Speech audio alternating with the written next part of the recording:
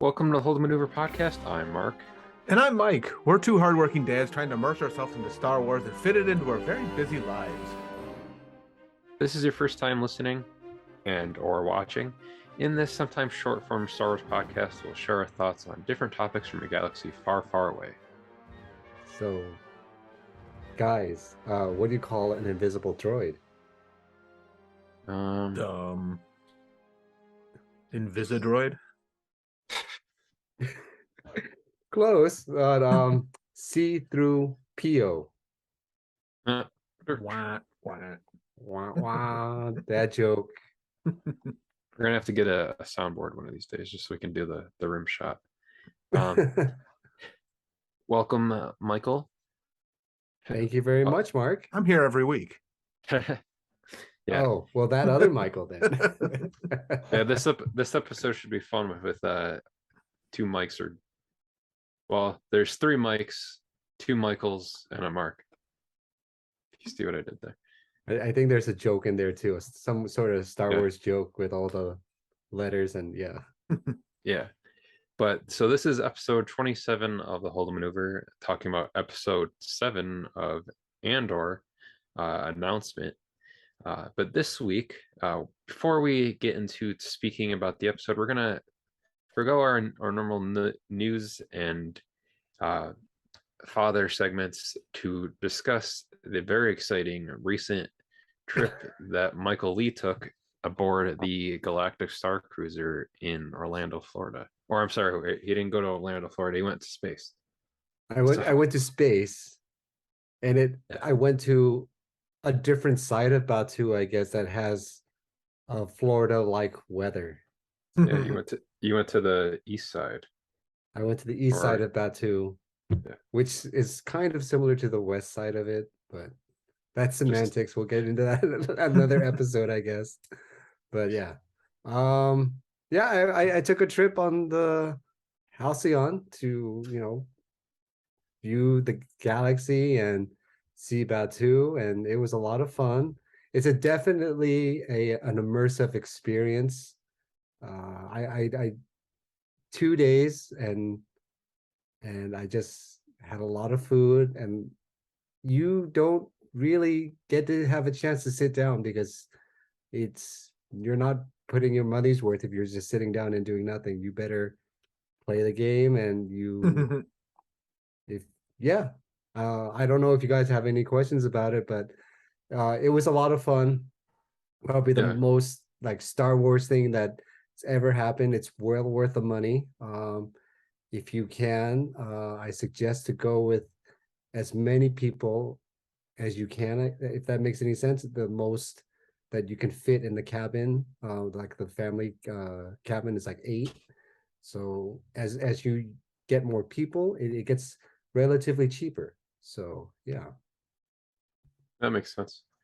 I know there's like a whole bunch of like different like story paths you can kind of do too, depending on like what you choose to do during it. So like what ended up being kind of like your path through it? I chose the dark side. Oh man. I kind of regret it per se, because it wasn't as immersive, or it wasn't a lot to do per se, because when I saw different experiences with the light, the Jedi side, it seemed a lot more activities to do,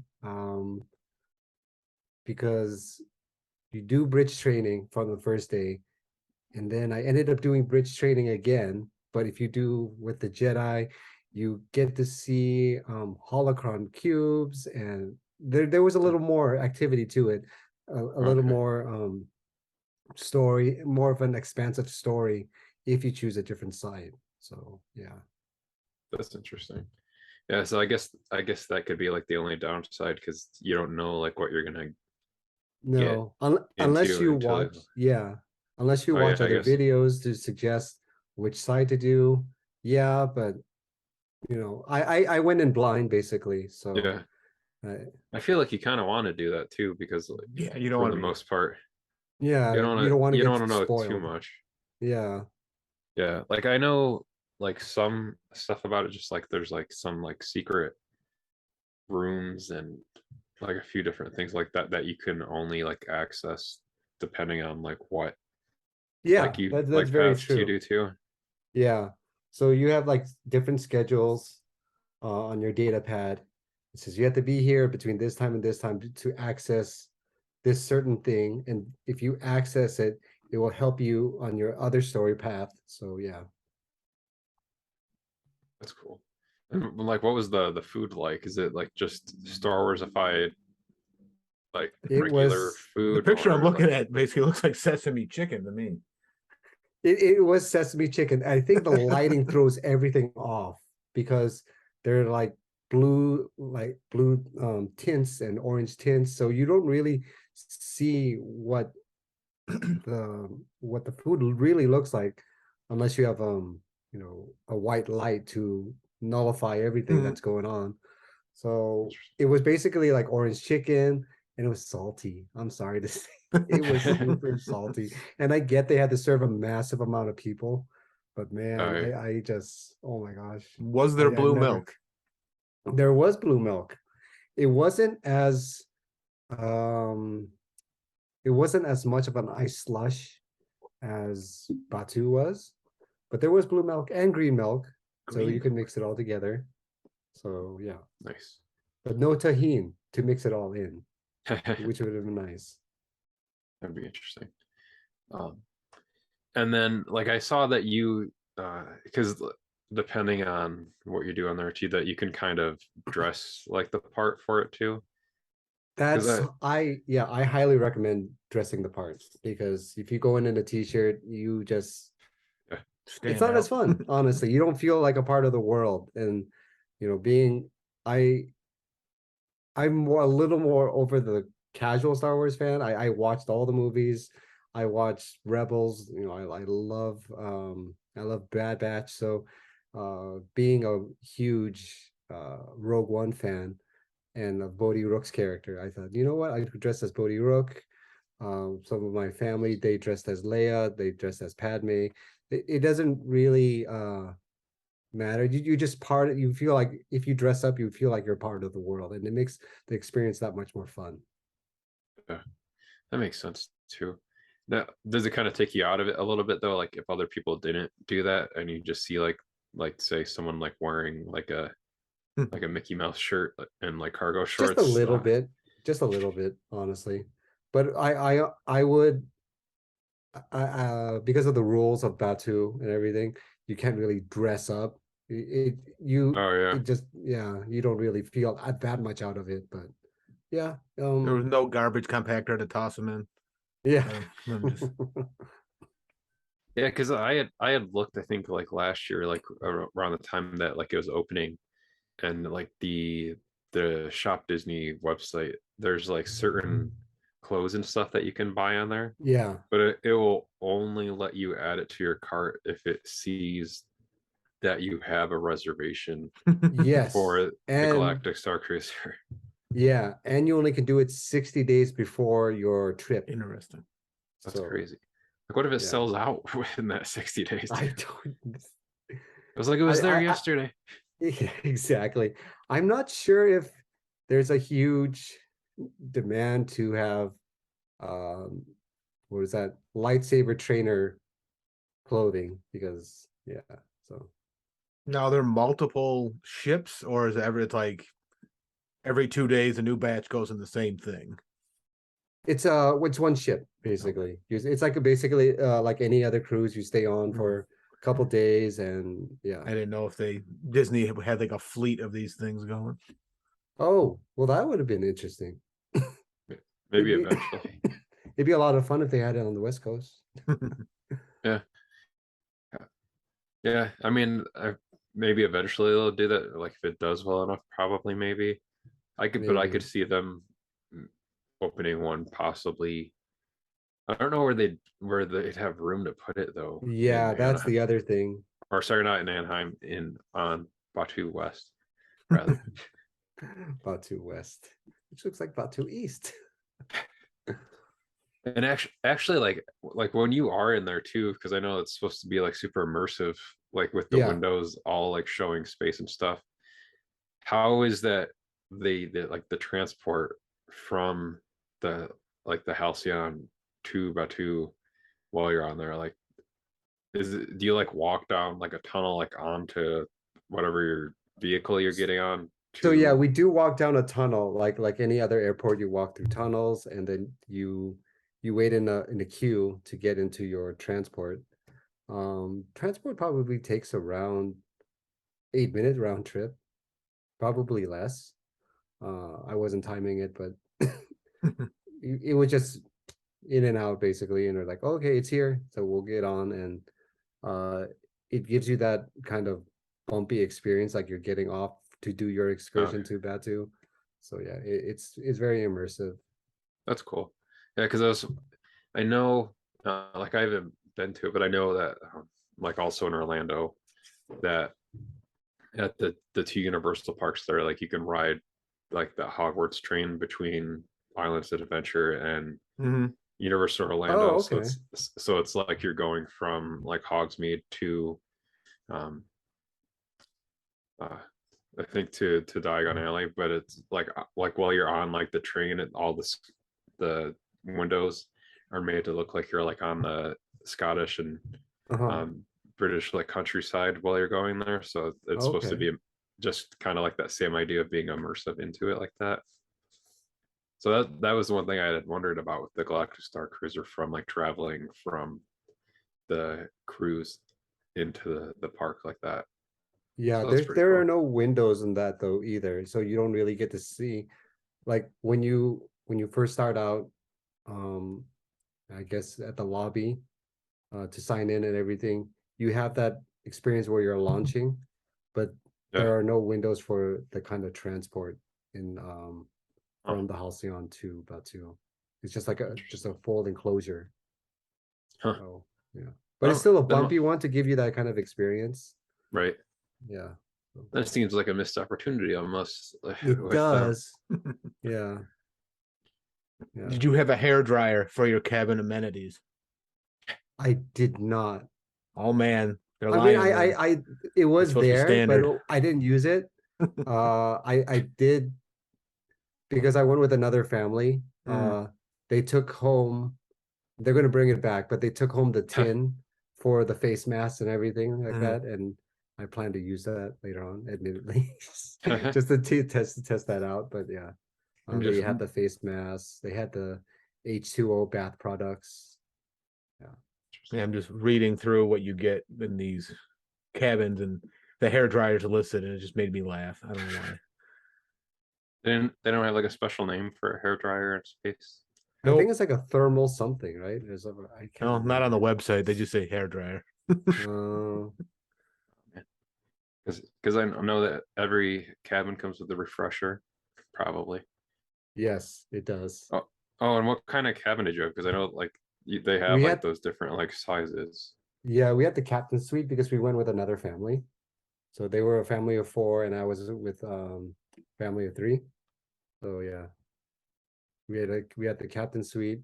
So I slept on the trundle in the main the kind of the living space area. Everyone else Okay. slept in the bedrooms. But it was a really comfortable trundle, actually. I That's have to cool. say.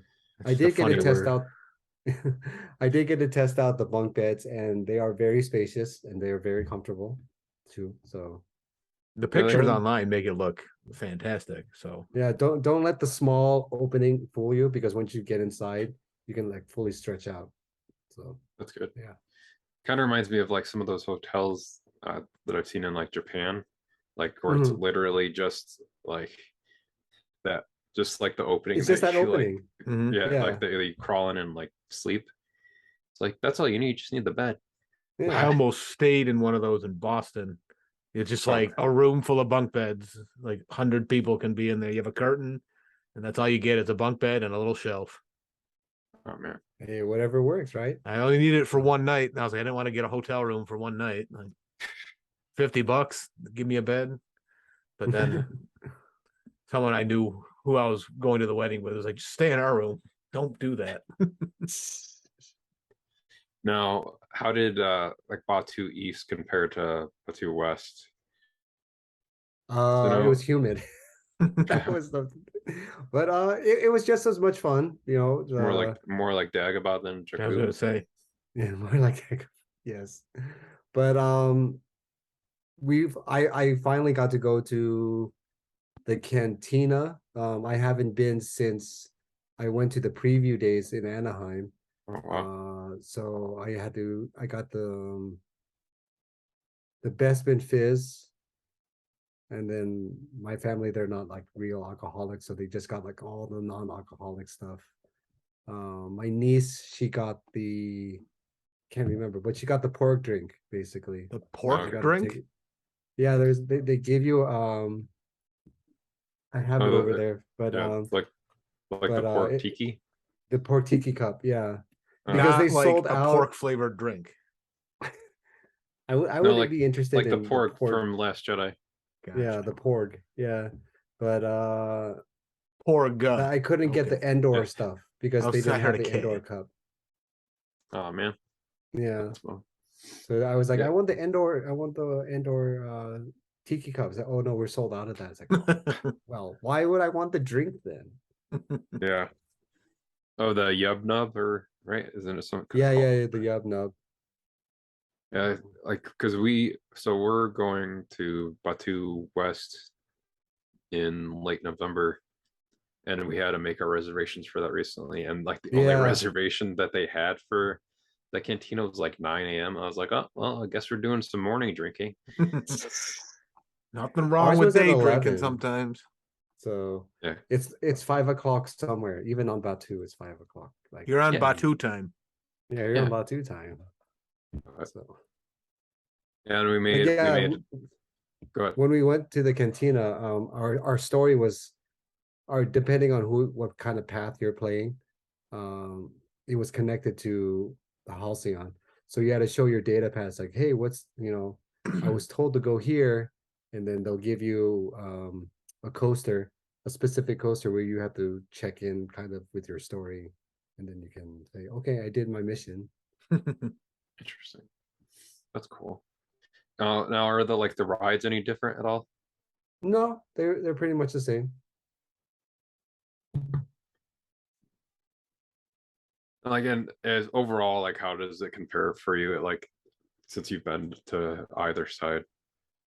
Uh, for Batu, I'm just as impressed, but since I went to the east for the Star Cruiser thing, I would say it's a lot better over there because you have to do the stories in on Batu, to carry over back onto the Halcyon. So Interesting. if there was a way where they could give that same experience in the West, I think I would have a greater appreciation of the Batu missions on the West as much as I had on the East side.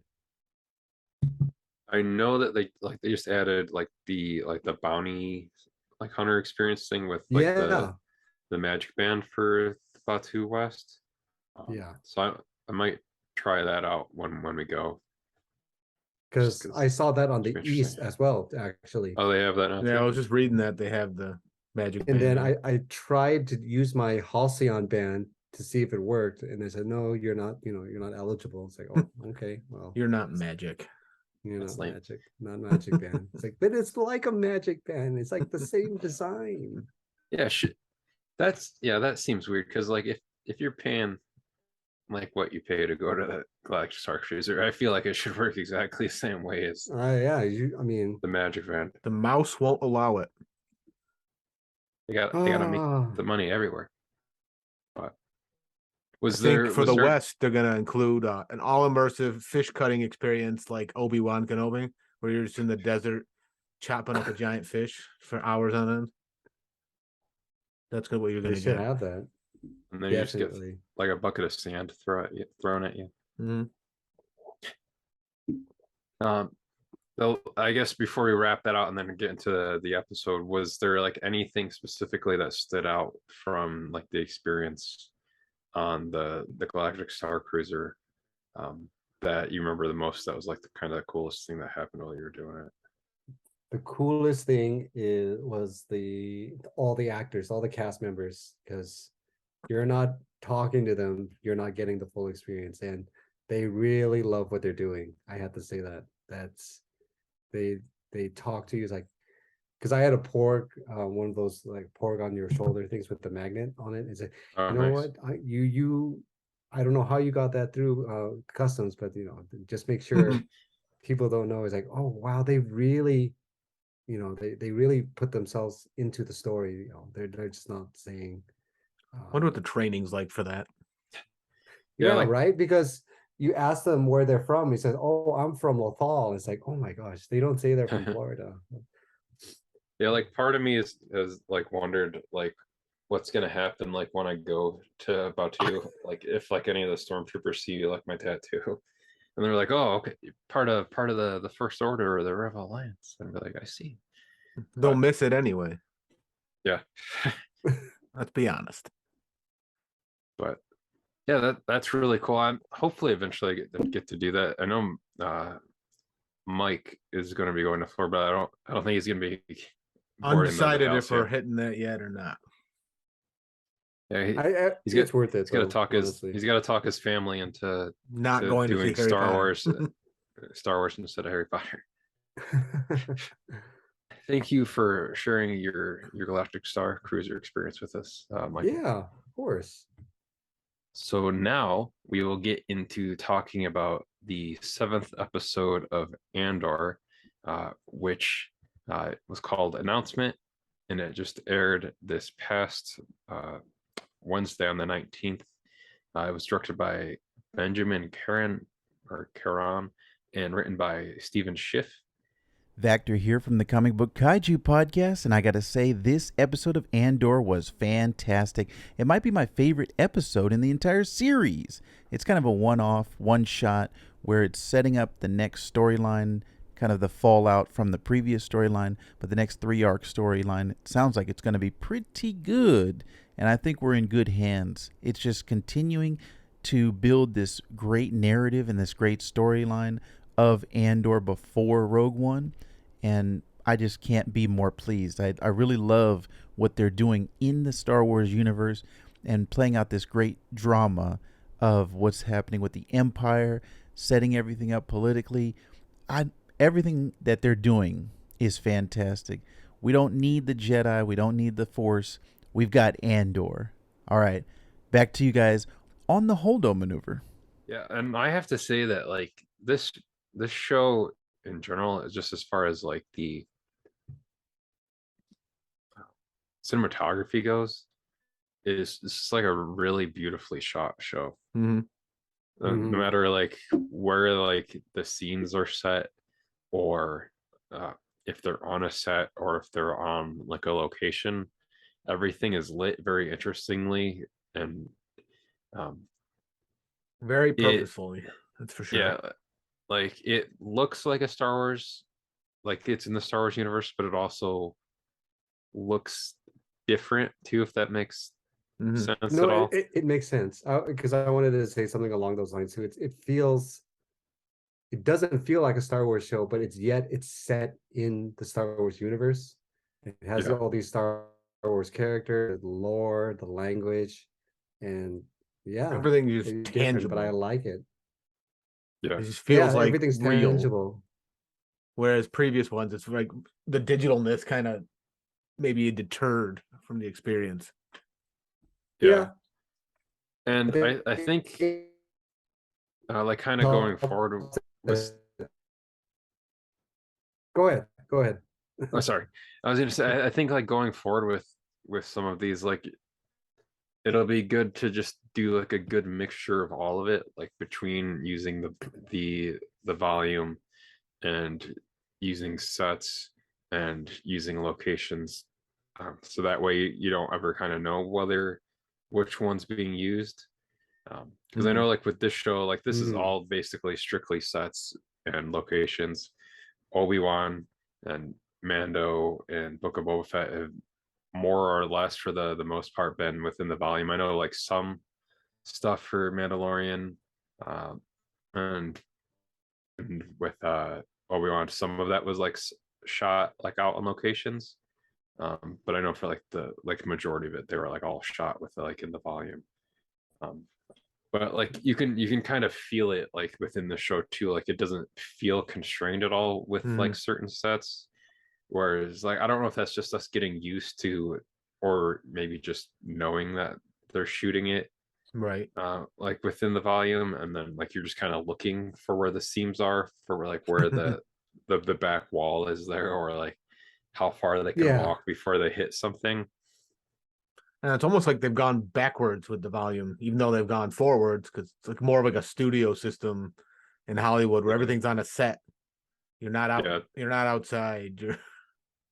It's like a very very very advanced version of like a matte backdrop set that like you would have seen with like Wizard of Oz, or like any like the like some of like those films in the like the 30s, 40s and whatnot, but you know, just for the digital age. So we open up. More blue milk and cereal. Fantastic. I love that, and I don't know why it's so perfect for me. How much of that stuff does Cyril consume? I mean, I feel like he's got to be a diabetic right now. That's because I've only seen him eat that stuff. It's like, do you eat anything else? It could be tied to his mother treating him like a child. It just could be like that's what she thinks of him, so that's all he's worthy of. Oh I mean, she more or less named him Cereal. I know, true. That's very true. She's like, you are what you eat. Oh my gosh. I should have just asked him that, you know, Cyril. Because I interviewed him, and he's a nice guy and everything like that. But, oh, nice. Yeah, he's got like a beard now, though, doesn't he? He's he's got a beard now. Yeah. So I wonder if some rough stuff happens to Cyril. I don't think Cyril makes that out of season 1. That's my take. Now, the more I get into it, I used to think he became like a stormtrooper or something, but I'm starting to think like Cyril's the guy who gets it in the end. I hate to think he's going to do some sort of angry workplace thing, honestly, because being stuck in those cubicles like that. We'll get to that later. The Empire. My take on that, but I love the storytelling with him and his mom, and like the visualness in this, because she's like talking about his collar and how it's so like tailored to be taller. He's trying to stand out. And then they cut to this tunic with the same collar. And I'm like, that's his desire. That's what the collar was for. And just so much was told in that 3-second span. Yeah. Yeah, I really enjoyed that too. Like the whole like scene with his like overbearing mom too. And he like almost seems like he's like tired of like dealing with her. And it still feels like you said, I still feel like he could really go like either way. He could either become like even more ingrained with the like into the Empire possibly, or end up going completely the other way and joining like the rebellion. Because I don't, he's kind of like you could see like where he's kind of like he could be teetering either way. But it also feels like they're building him up to like I don't know exactly what they're gonna do, but almost seems like he's got like this own kind of like internal struggle that he's dealing with. Well, yeah, he has no self-worth because of his mom, and being the best at whatever like is in my take, like he wants to be the enforcer. He wants to show he's tough and the best at it. And it kills him that he failed. That's why, what do you want to get out of this job? I want to clear my name. Well, it's like, you're not going to be able to clear your name when you're checking fuel purities. Like, you're in data entry. Like, good luck. His uncle's going to come, his uncle's got to come to fruition here sometime. Oh, yeah. Yeah, I was waiting because I thought maybe we'd see him like when he was going to this place to do this job interview. Right.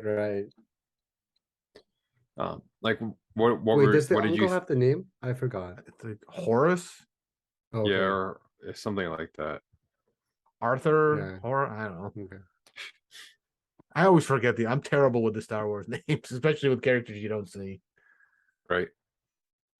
But Well, I recognized a few later on in this episode, but I guess we'll talk about that later. yeah. And like we come back to Cyril a few times, but like the whole thing, like when he's this kind of doing this more or less impromptu like job interview too, and then the guy's like, and like they're walking like that entire time, is like, oh, it looks like a position has like just opened up. Who Like died? very yeah, it was like very weirdly, and like this, like the Star Wars version of like this huge office building with cubicles and stuff like that. And it almost felt like Harlow. That's the name. Harlow. Okay. Yeah, Uncle Harlow.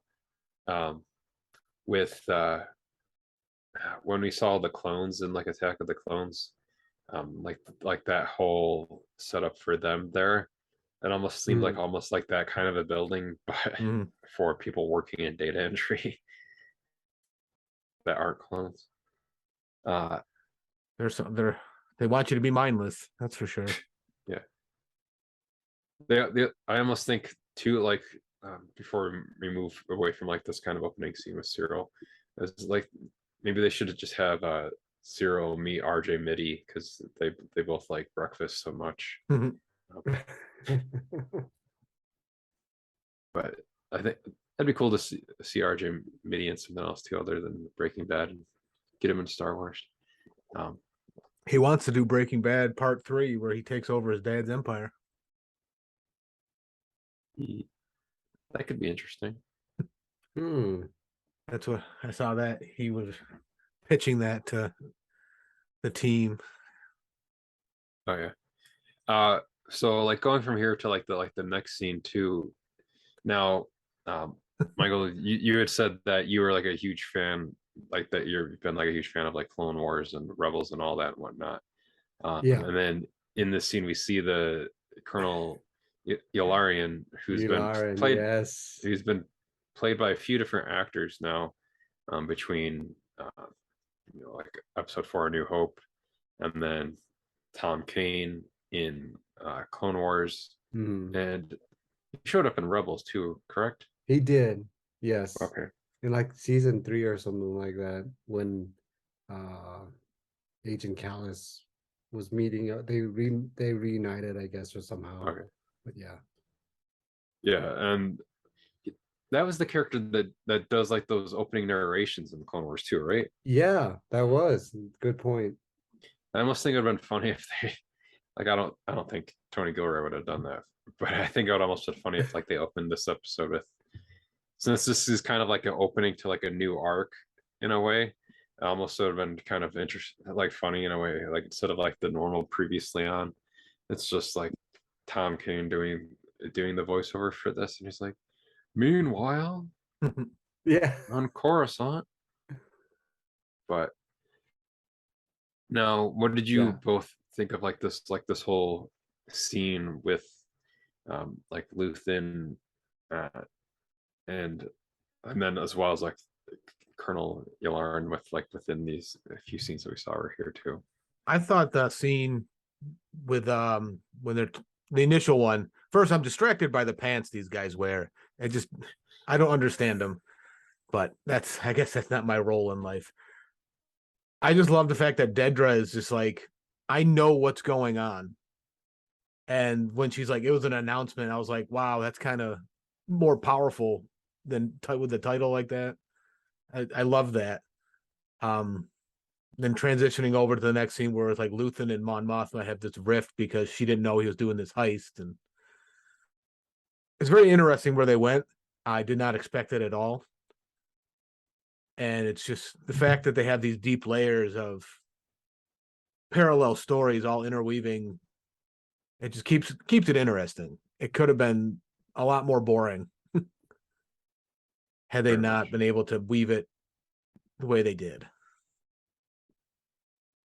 Oh, for sure. I just have to say, no one really listens to the women on the show, honestly. I mean, Deirdre, has a good point, and she knows what she's doing, and at every turn they'll be like, you can't do that. There's all this red tape, and for Mon Mothma, it's just like, you did this heist without me, and you're making my side of my mission, my responsibilities more difficult. So it's like, oh my gosh, Yeah.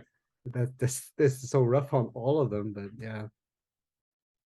And then like even in between like some of the female characters, there's like not some stuff being shared between them too, like between like Clea and Belle too. Oh There's yeah. like that whole and then like you're saying, like when Mon Mothma comes to Luthen's like shop, and like they both have like the disagreement on how to go about dealing with like how they're going to do like this kind of different stuff for the rebellion.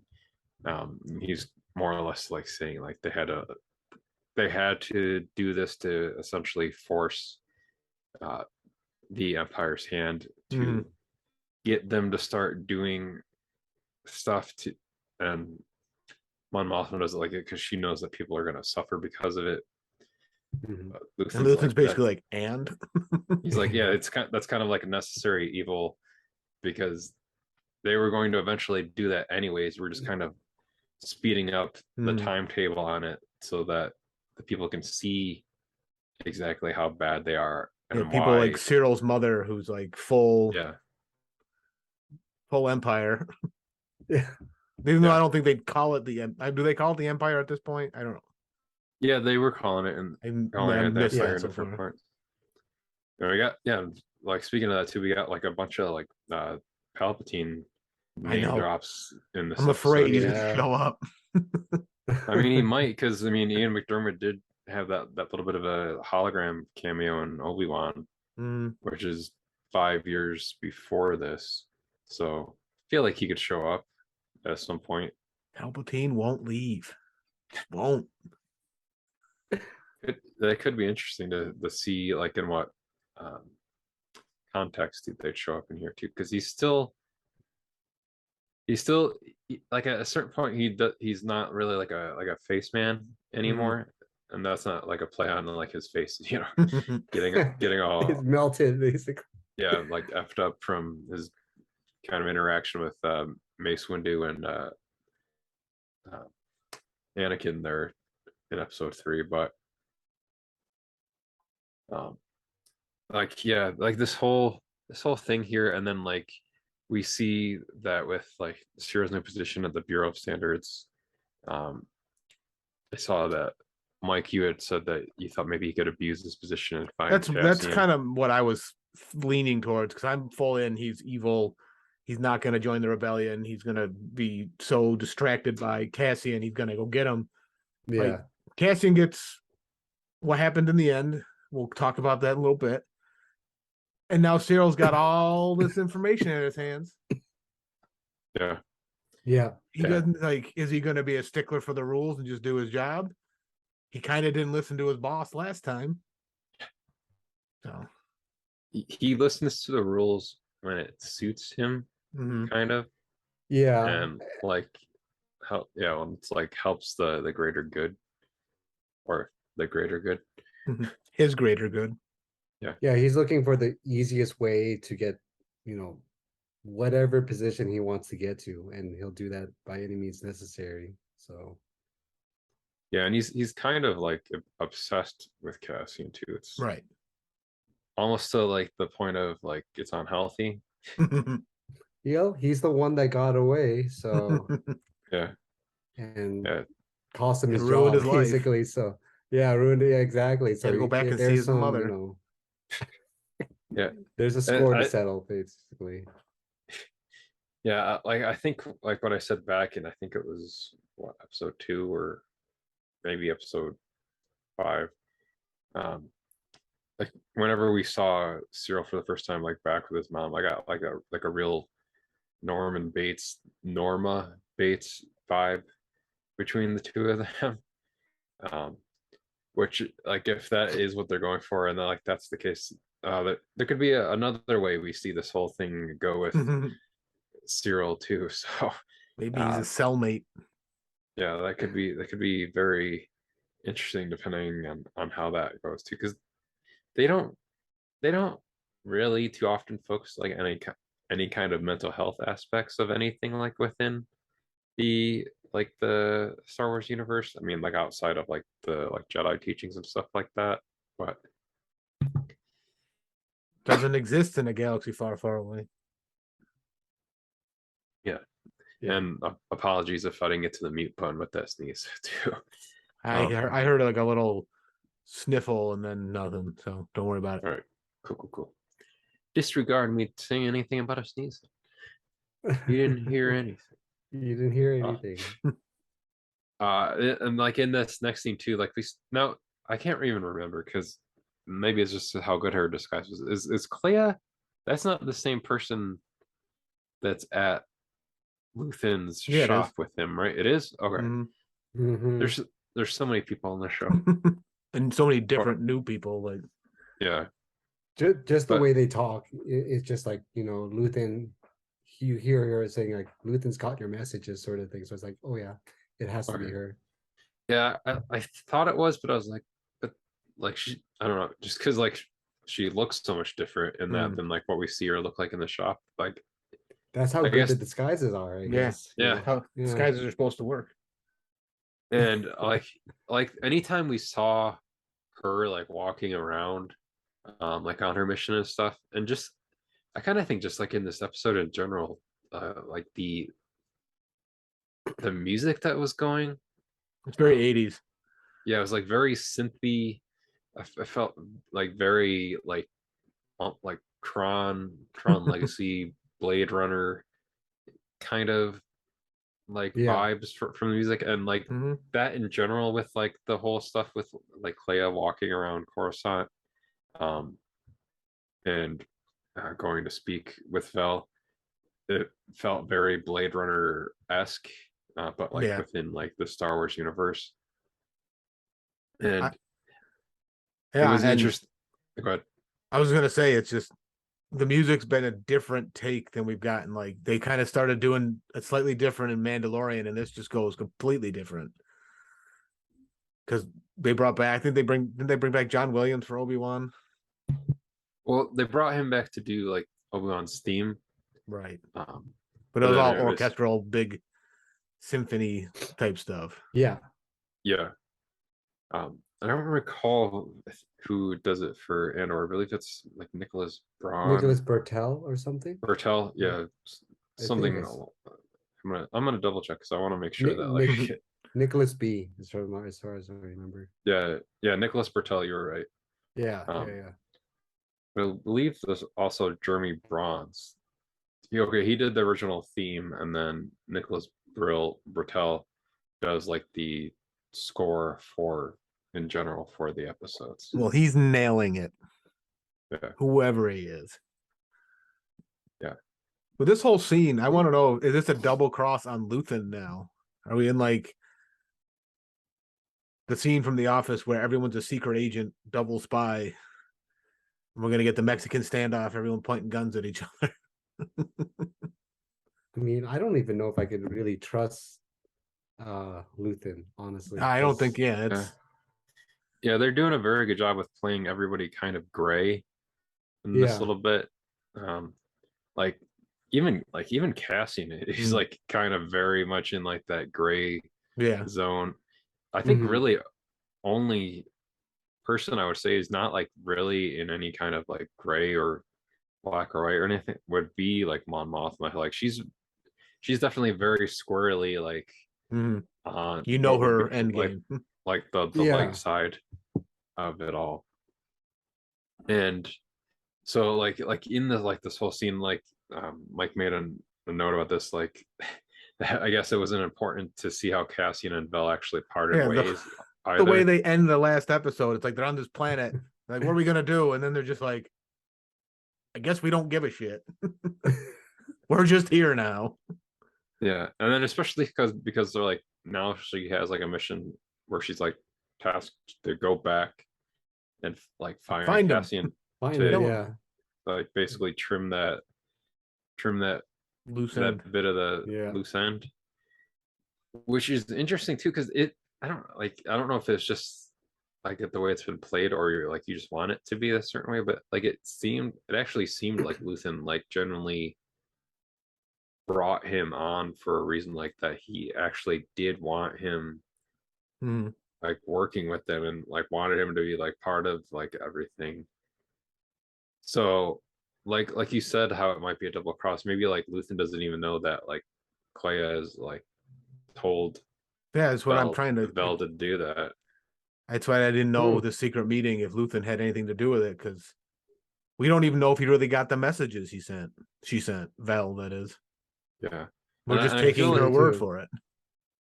I feel like Bel's like others, that's like some others have thought, is that she seems like she potentially is his daughter, or some Luthen? kind of, yeah, just because of like the way how like he talked to her like that first time we saw them interact, and then like how she's asking for him, or like she's like, I really thought he would be here.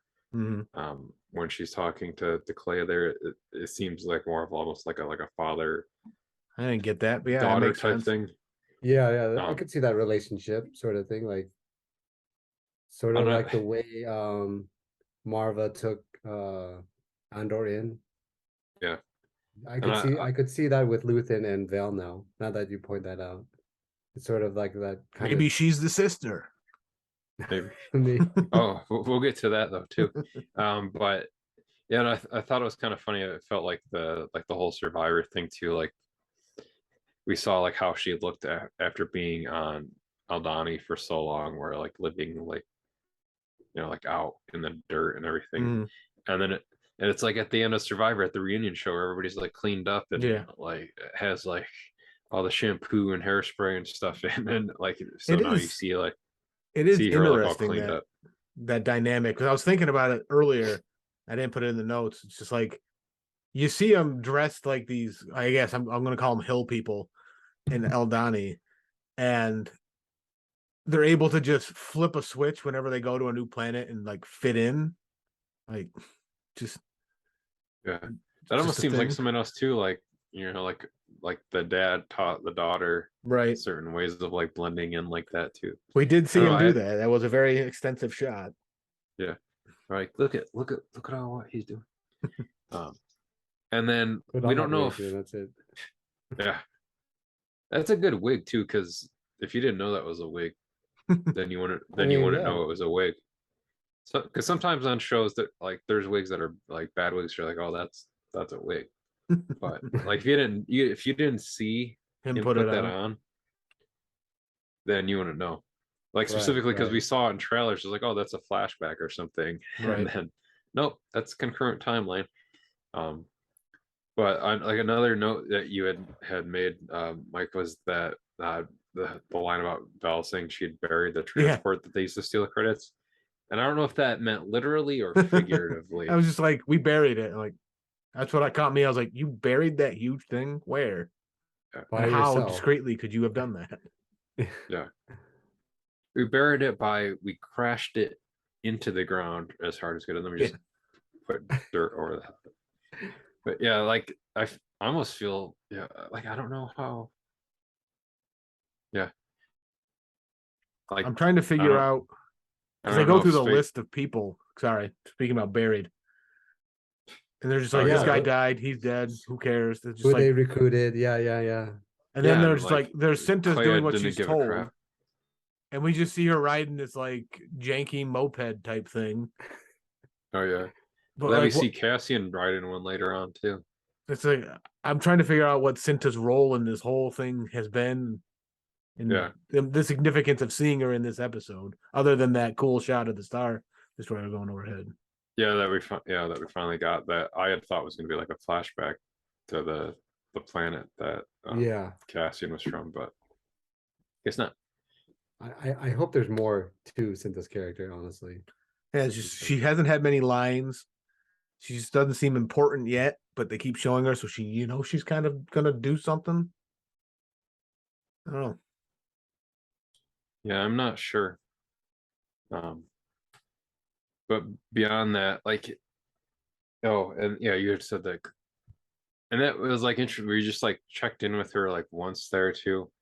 Um, and this was like another uh kind of callback and reference that I've seen to like people pointing out from Rebels, is that like Lothal just has like that one kind of Star Destroyer just chilling out above their like main capital kind of city on that planet as well too. So which is like around the same time frame as this, so it makes it seem like because of like the Aldani heist and everything with that, They're just gonna be and stationed yeah, everywhere. and like Luthen had said, is like it's basically heightened and like moved um the meter forward so far or however much, that's making them just like not Right. put up with crap anymore. um Not and have any what the hell were they called? The corporate security people running planets anymore. yeah, Whatever Cyril's job was prior. yeah, the run of stormtrooper cops. Yeah. The mall um, cops. and now like, and then when they cut to Andor, like coming back to um what's the name of this planet again, like again because we watched so many. Ferrex. Ferrex. Ferrex. That I don't know why. I don't know if it was just the way that that I since she played Aunt Petunia in the Harry Potter movies, maybe I just got like this vibe from her because of that. But that like I had like this weird feeling that like somehow like Marva had been kind of like turned or like swapped, Oh my like gosh. switched against him for some reason. Like it was being played slightly. I don't know. Like I was like, why is she acting kind of weird Yeah, towards yeah, him? yeah. I But I kind of mean, got it that ultimately wasn't feeling too. anything. But yeah, Because it seemed like she was waiting. Like, like she was like trying to keep him yeah. inside and stall and everything. Like, wait, did they get to her? Like, oh my gosh, I hope they didn't get to her. But yeah, like we said, it She's ultimately yeah, doesn't lead up to anything. But she's like, I'm it's gonna like, pull a Tim. I'm the odd one out. I didn't get that sense. I got the sense she was more like, "What the hell are you doing here? You're in danger!" Like, because you got the contrasting mothers here. You got Cyril's mother, who's overbearing, like coming down on him, like can't stand him, and then Cassian's mother, Marva, it's like very caring and like looking out for him. And I think part of the show in my mind is Marva's like it's kind of told through B2 emo more than Marva is her age is might be catching up with her, and it could be there's some ties into that for their dynamic. I feel like he just like you can't fight, you're too old. Dynamic like I got all yeah, this money, yeah. let's get out of here so you can relax. Like you're done fighting. Well, she That's just does the mention vibe. her age too, though. She's like, I'm too old. I like, but I'm still willing to fight, sort of thing. Yeah, or like, or she was saying something like they can look wherever they want because they'll never find me. So she's essentially made like her own like um safe place within herself, I guess. Yeah, yeah. From that where they can't get to her. Um, but yeah, like that whole scene, and I like seeing B2 emo again. It's, B2 emo is almost like a very loyal like puppy or like something that like in a way that just can talk. It's Now interesting how they've I gone that know. direction with the droids being like almost sentient with emotions. yeah, So I which think we I need a. mean, I, I was I was just gonna gonna just say, quick. Yeah, I was go gonna ahead. quickly say that we need a B2MO Disney Plus profile photo because Oh yeah, because that's yeah, we need it. side note to that. That's like like if you on Instagram, like when you post stories, like when I've been sharing these episodes, and I search Andor, that's literally the only like GIF that shows up is it's a B2 emo. There's not any other characters. It's just that like there's like a cartoon version and like a live action version of him. Yeah. But those are the only two Andor gifts that show off. It's like that's kind of random and weird. This is kind of like an off note, but I saw some people thinking that the same way that Leeds from Solo essentially becomes the nav computer internally to the Falcon, right? That the programming from B2 Emo could be removed from like the casing of the droid that he's in now, and that could be how eventually Cassian will reprogram a KX droid to be K2SO. But it'll be That'd with be interesting. That programming of BTMO. Like that's not Alan Tudyk doing the voice right now. And it's not like a 1-for-1 personality, but maybe that's like kind of okay, like the origin idea of that, where like it's yeah, gonna be real sad say, when B2 Emo dies.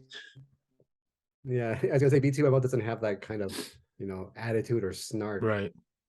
But, yeah, but I could see the basis of that. Yeah. So, okay. And then so from here they cut back to Coruscant, so we see Takolma and Mon Mothma's discussion here, which I thought was very interesting, and he makes it very easy for her. With like their whole discussion, and he's like, if it's about politics, you might want to hold it because I might be a little bit more. I don't remember what the exact phrasing was that he said, but it's like I'm a little bit more, I guess, like hardcore in some way. I don't remember which I thought was funny that she eventually turns back around and I'm just like, do you find my politics too far afield or something like too far field for you? But and I'm gonna use this quote like within this episode for like our show notes, but she's like, I've learned from Palpatine, where I show you the stone in my hand, you miss the knife at your throat. So I liked that whole discussion about kind of like misdirection there, right? And it seems like you can trust this dude, which it'll suck more if you can't actually trust this guy, but it seems like you can. Well, we'll find out. It also seems like if everything goes to crap with her husband and daughter there, this dude seems like a nice dude. Yeah. But I mean, she's really playing it really close to the chest, so she's like not saying it's for rebellion, it's for a charity fund. So she's like really choosing her words very carefully. Yeah. Like trusting him to like a certain amount. Yeah, she's feeling him out. She's making sure she doesn't show her hand. And then you got in this scene more of Perrin being a knob and just hate that guy. He's barely done anything. You can't stand. He's so Perrin. annoying, that guy. Yeah. Yeah, you can tell why their daughter acts a certain way from. Yeah. Because he's not really a parent. He's just like a knob.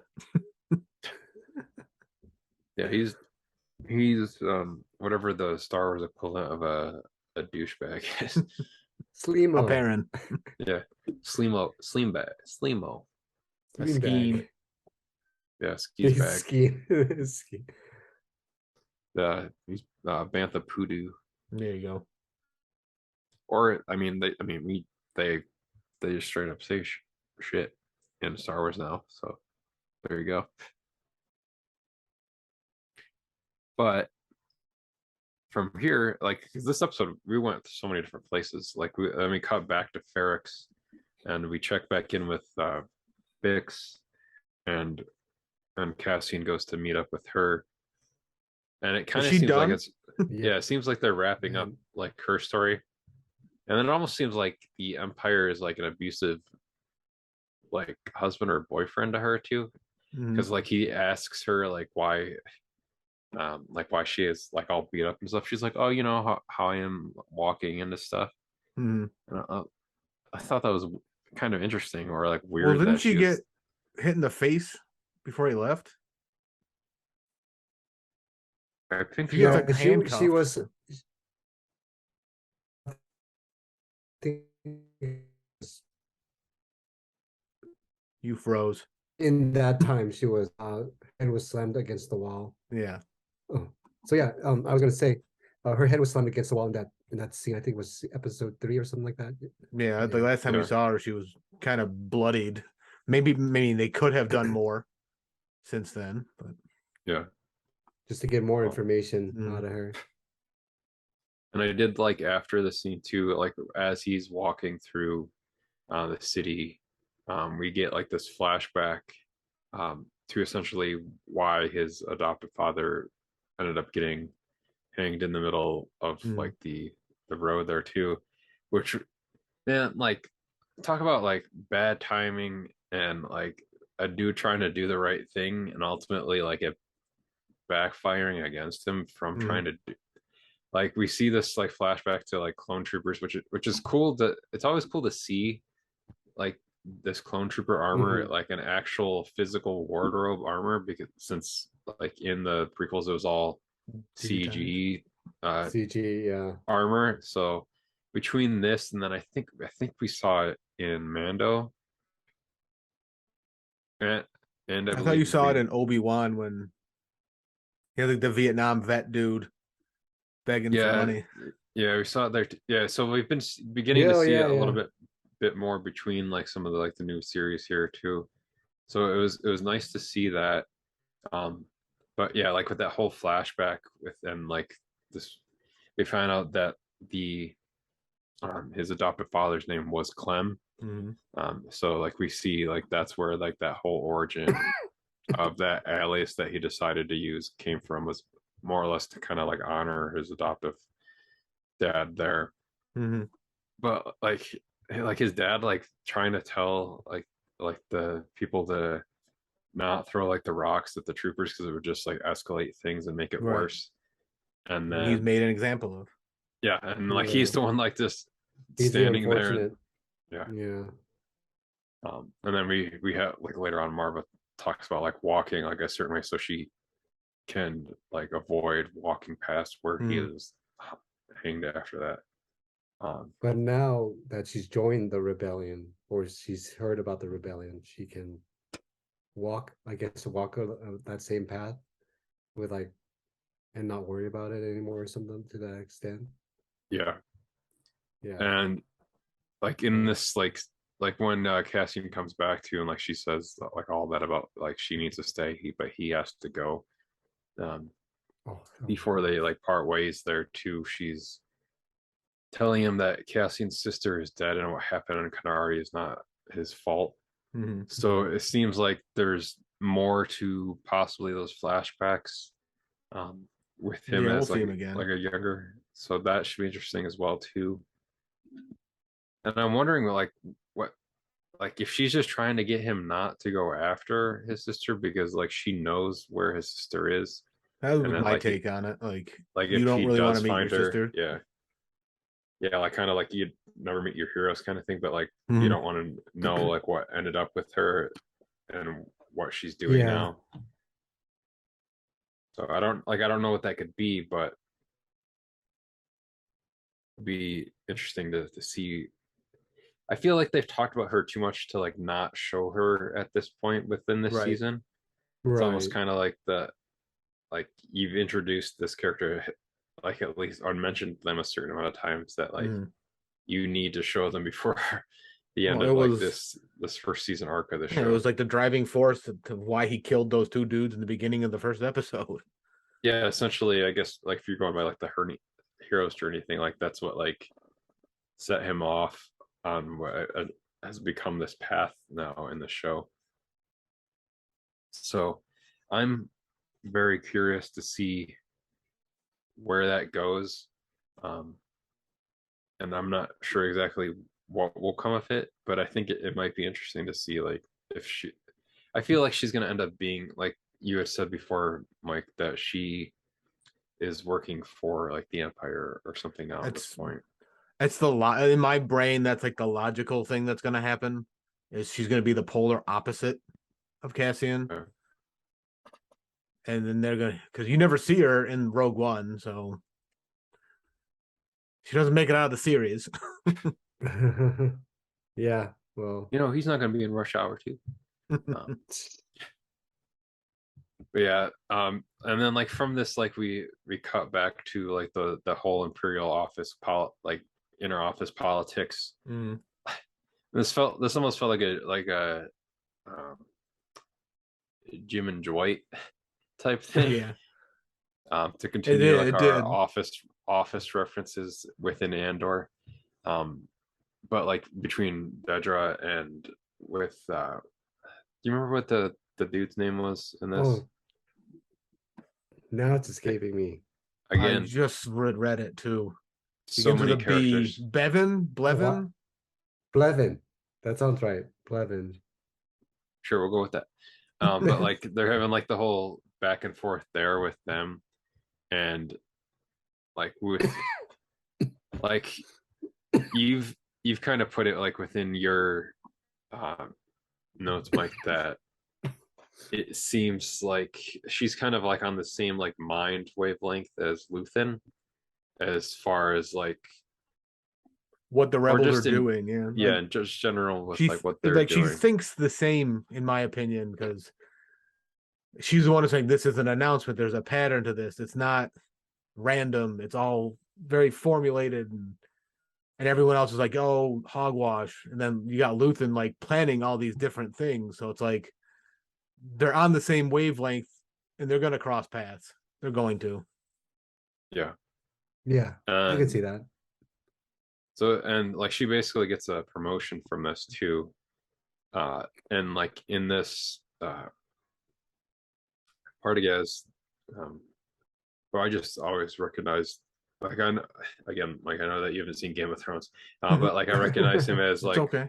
He was like a bad guy maester dude in Game of Thrones. So like that's all I can see like when he's in this as the main guy, like boss that ISB. Like...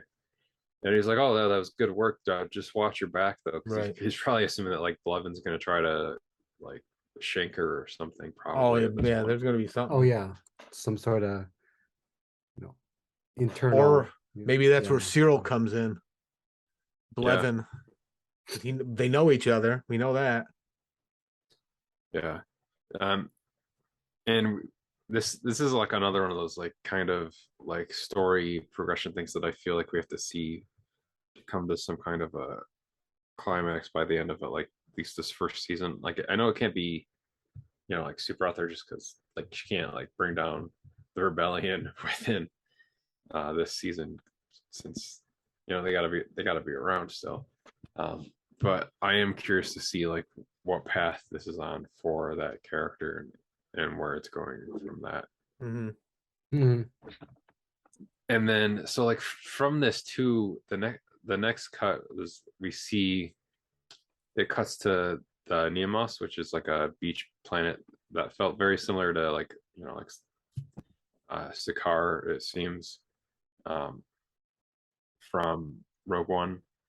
And did I say Sakaar? You did. I think I'm thinking of She-Hulk. You mean Scarif? Yeah, Scarif. I got too much She-Hulk on the mind. Got Kevin on the brain. Yeah, it's a Scarif beach party. Nice.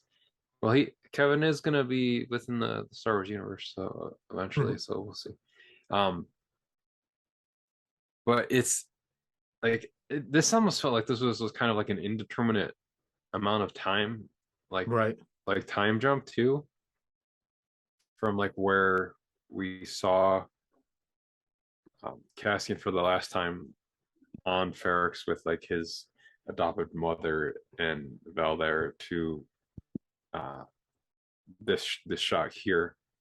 That makes sense. And I'm not sure like exactly how long it has been, but it seems like it feels like it has to be like within that 5 years before. And I don't know if it's been too far of a jump, just because in the scene before they're talking about how all debts must be paid immediately, all fines and punishments have been like made tenfold worse. And I guess this was just like to show that, and that in one sense, they didn't have to, like, they could have shown it with anyone, not just Cassian, but it's like, because he's like, it used to be 6 days, now it's 6 years. It was just, it was to show the ramp up of what the Empire's doing to quell anything.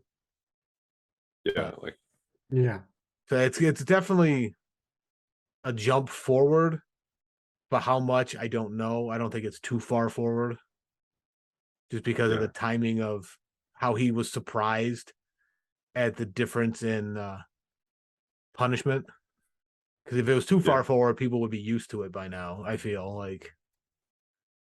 Yeah, if anything, maybe it's been like a month, 2 months at the very longest for him to get there and get set up and have a place where, although he says that he's a tourist, so who knows? I don't know. It's got to be like a short enough time, but not, but also a long enough time for like certain things to be able to happen. Right. And he's also going by a new alias, Keith Gergo. Keith. Yeah, Keith Gergo. These names. Yeah, so I wonder if we'll see where he came up with that, or if maybe he was just named like Han Solo was. Right. Han, what's your last name? Solo. I don't have anybody with me. Yeah. Oh. Show your shirt, Michael. What was that? I'm saying show your shirt. My shirt right here. Yeah. Yeah, there you go. There you go. Better movie than people will give it credit for. I know, I enjoy right? it. I would say for people just listening, Michael's got a Solo Star Wars shirt on. Yeah. Criminally underrated movie. Come on, you guys. I like it a lot. Now, when he's going by this alias too, so like he goes out to go to like basically just to go to the store to get some stuff for him and his lady friend that is back at his hotel room apartment. Ones. Yeah, the greeny green ones. And we get a shore trooper. Now this is like a super uncomfortable scene too, and it feels very real world ish. Oh my too. gosh! Yeah, like the shore troopers, like essentially like police profiling Cassian, just like right. I'm what assuming makes this series so much better is the realism that they are able to invoke. Yeah, because I feel like that's what like is meant to be implied here, is like this whole thing that's like the shore trooper. Oh, you're sweating. You must be guilty. He just happens to be like in the wrong place at the wrong time. He's like, and hot. Then he's like, you're wearing a suit of armor. Come on, you know it's hot. Yeah. And the person doing the voice for the shore trooper here too is Sam Witwer. So we get a little Sam Witwer voice cameo in this episode. And he, of course, has done the voice of Darth Maul, who is Star Killer in the Force Unleashed video games. He did Palpatine's voice for a while in Rebels. So you're saying that Lucasfilms likes him? Yeah, and he's a big Star Wars guy too. And like that one version of like the Star Killer armor is just chilling out in Luthen's gallery there too. But like with the shore trooper here too, there's the KX series security droids. That eventually K2SO is one of these type of droids. So it was cool to see them on here, and because the only other time we've seen one of the droids like this is the one that K2SO interacts with on Scarif in Rogue One. So it was interesting to see other ones outside of K2SO, and just exactly, I guess, how well or how literal they're almost like the Drax of droids, where how like literally they took what the shore trooper said. He's like, he just meant to watch me. He just meant to watch me. Hang. He's like, no, it means watch. Yeah. So we don't really ultimately see like how that ended. I mean, of course we know that obviously Cassian was okay because he's in court later on. Right. But like this is interesting too, because he gets sentenced to 6 years, and it's kind of like this weird, not like funny but like weird funny thing that he's getting sent to jail for like doing nothing. Nothing. Even though he did did just do that huge like heist that like they don't know that he did that. Which to me is strange, because in the first couple episodes they have this hologram image of him in their system. He's not wearing a disguise of any kind. Yeah. They didn't run a picture profile of any kind, or facial recognition doesn't exist here. Just strange. It's weird because they did Cyril. I thought he had the facial like profiling of. Yeah, it's like that little. It's inconsistent. A little inconsistent. Yeah. Yeah, you guys brought it up. So. And then you had Mike, you'd also put a note like you're wondering. Yeah, is this you kind of touched on it? Is this when he in prison? Is this how he forms the droid K2SO for Rogue One to help him out? Like, then we also talked about it earlier. Or is Cyril going to do something now? Yeah, like I know that they did a comic book series called Cassian Andor and K2SO, which I believe told the story of like how he basically procured K2SO and reprogrammed him. So I'm not sure if they'll retell that in live action or not. Depends on which canon they want to follow. Yeah. But it could be interesting to see if they do that. It would be cool to hear Alan Tudyk again as K2SO. And he said that he's on he will be on the show, but he said that he isn't in the first season.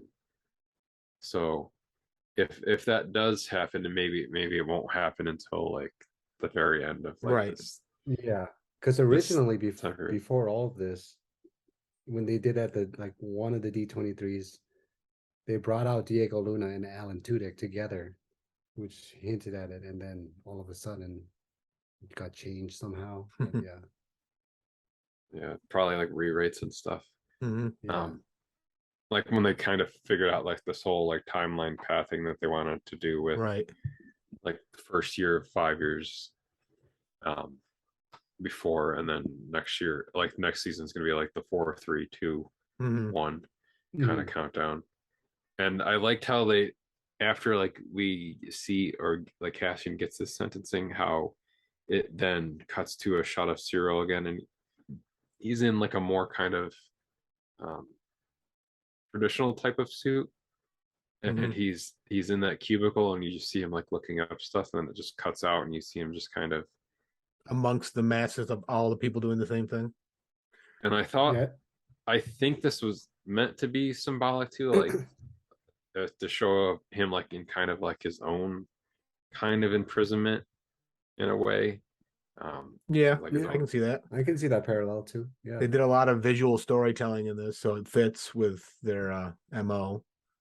Yeah, especially because it like goes from that cut of like Cassian getting the sentence to immediately then cutting back to Cyril for seemingly no other reason, just to show him sitting at his desk, and then do that. And those desks are so weird set up, because like the monitors are split, they're sitting between them. It was just like a weird, I know how you can do that, honestly. But you're absolutely right with the imprisonment thing. Yeah, a different kind of prison.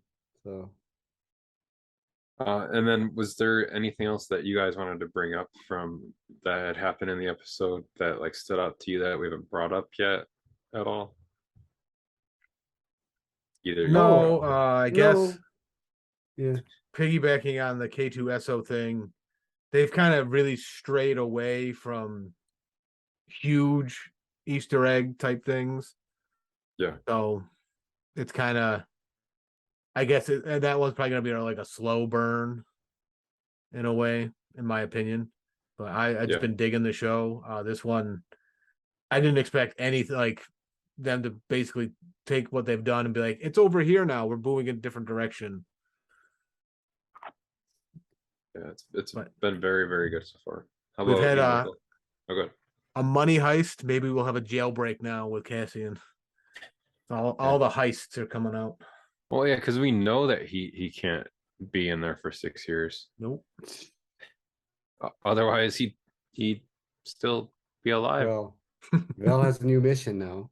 It's true. Basically, Someone's breaking him out. Break him out to kill him, but then she probably has some sort of change of heart. It's like, I'm going to break you out, and you can either die or you can join, some sort of rebellion, or her definition of the rebellion.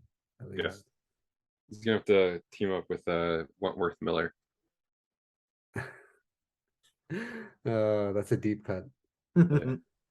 But yeah, that was episode 7 of Andor for the episode title announcement. So with that, thank you again, Michael, for joining us. Yes, thank you for the invite.